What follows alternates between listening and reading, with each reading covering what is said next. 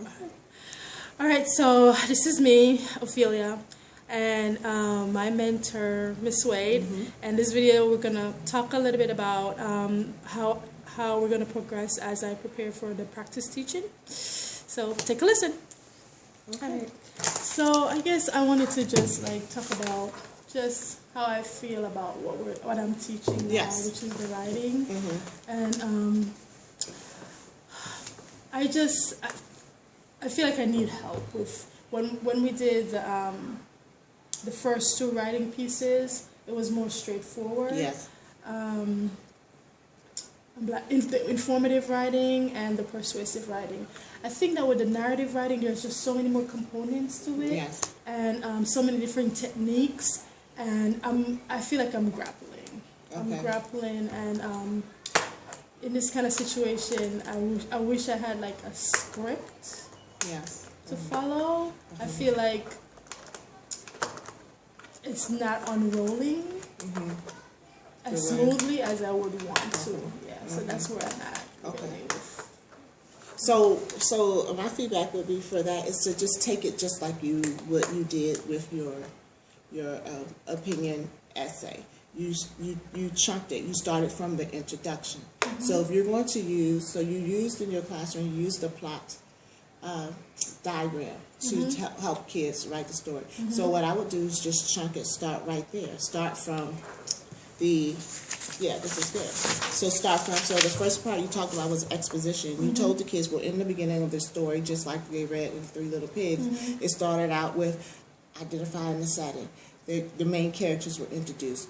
The problem or what have you were introduced.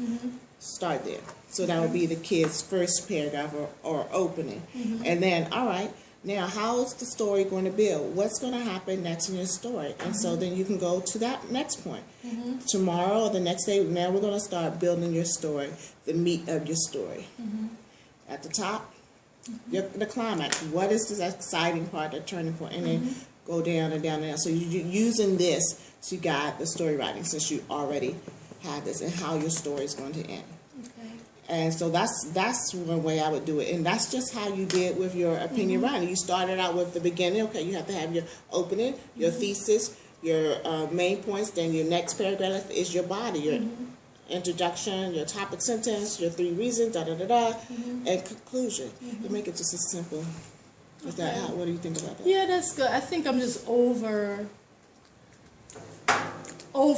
reading into it because I'm trying to I think this is it. I'm trying to do too many things at once because I'm thinking about, okay, they got to get the narrative structure down. They do. And I also have to teach them how to write a narrative from another person's perspective. And so I guess I need to just kind of slow down and break down. Slow down to go fast. That's why I always say slow down to go fast. And so even with them writing in another person's point of view, you can tie that in. So for example, But they haven't learned.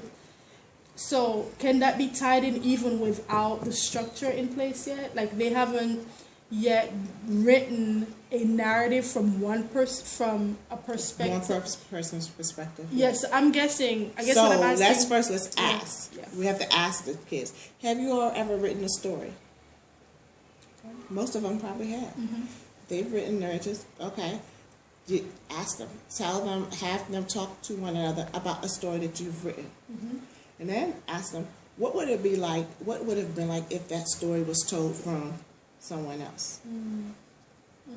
And so you're kind of getting a gauge of where they are. You know, how would that story be different? Or you can talk to them about, tell about an event. Like, for example, when you had the kids talk about how they're mourning a foe, they basically was telling a story about how they're mourning a foe. Then you say, okay, now take that. Now, how would your mother tell your story from her point of view? How did would your mother say, well, for example, the little girl I was sitting next to, she was telling me. Now, her mother's perspective was, we were running late this morning and I could not get this girl up. I had to keep working. But her perspective was, well, I got up, I ate breakfast, I brushed my teeth. But Mom was like, I had to ask that child 3 times to get up and brush her teeth. You see, so you can do both at the same time because of the crunch of it, the crunch time where we are. So you can do you can kind of hit both like Okay. that. So that's That's good. that's an idea. So even with here, okay, so guys, so let's talk about your morning. So here in the setting, it's like, okay, well, I was in my house, I was in my apartment, in my nice cozy bed, and my mom and my dad were there, and blah, blah, blah, blah. Mom might say, yeah, we're in the house, and the house is a mess, and da, da, da, da. So they can kind of do both. It's going to be tough, but that's where the rigors come in. And it's okay. And those who can't, that's okay too, because there are different levels. So that's what I was thinking. What do you think about it? Yes, I have a follow-up question. Sure. So are they doing it concurrently, like They're going to have to. writing the setting, doing the exposition from their point of view, for example, and then mom's point of view? So one could be in a class, and then the homework could be the at-home part. Got it. So I'm going through each element in class from one perspective, and then the assignment at home will be, okay, now I want you to go home and do the exposition in another person's perspective. Exactly. That's good. Exactly. That's exactly what, yep. That's good. And so then from there, then that's where when we look at that standard, because this is good, because this is really good that we're doing this, because this goes since that was part of the feedback conversation that we had today with the walkthrough, with that standard.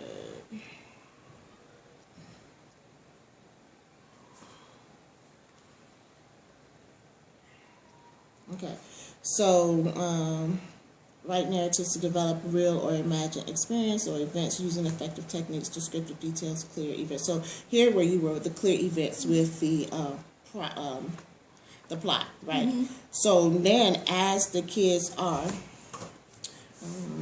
but as the kids are now going through their proofreading, then that's when you add the different levels. Now what I want you to do is check to see if you have dialogue. So then you can use this to help guide your revisions. You see what I'm saying? So then, yes, it's so much that the kids have to do, but first we want them to get the narrative down. Yeah. Now let's see, now that you have the narrative down, let's look in to make sure we have these parts. Do you have dialogue? Well, what does dialogue look like? Well, it looks like two people talking, Miss Adamuti. Okay, so how do we show that in writing? You and I can see it, but how do we show it in writing? Well, we got to make sure they have quotation marks. Good. So now let's go back in your story and find a conversation between you and your mom. Sherry, I told you to get up, so maybe you could write that. When mom said in quotation marks, Sherry, get up. And I said, Mom, I am, whatever.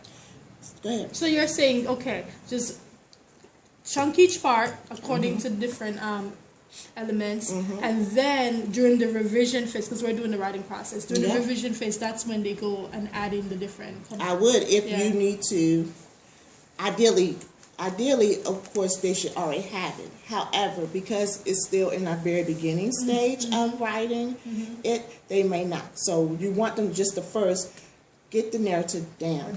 And you can also, why did I do that? I think it just hits Oh, yeah. You can also say, you can give them, I think I showed you that rubric. Yeah, It has it. I have that You can give them the rubric and say, okay, in your narrative, you write in there to make sure your narrative have dialogue, make sure your narrative have these components. But in your revision, when they can swap out, and then they can talk about, Sherry, you didn't put any dialogue, or I can't tell, and so that's where you can kind of have a discussion. Today, class, I want you to take 5 minutes or take 3 minutes to read your neighbor's paper and look for dialogue. Remember, class, dialogue is this. This is how we show it. So you're teaching, but you're also having them doing the work. You get it? It's like, so, okay.